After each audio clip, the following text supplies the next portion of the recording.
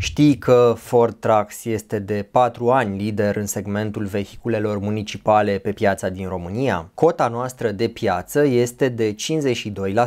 Practic, unul din 2 vehicule municipale vândute în 2020 este Ford Trucks. 1833 este un model foarte competitiv pentru că are consum redus de combustibil. Motorul dezvoltă 330 de cai putere, este robust și puternic, potrivit pentru toate condițiile de lucru. Cutia de viteze poate fi manuală, 9+1 trepte, sau automată. Sarcina maximă admisă este de 19 tone. Echipamentul compactor cu încărcare posterioară de 15 m3 are un mod simplu de operare. El asigură un grad de compactare de 6:1. Este fiabil și are dublu sistem de comandă, automat și manual. Cele mai cunoscute produse sunt autogunoierele mici de 15 m3 și cele mari de 22 m3.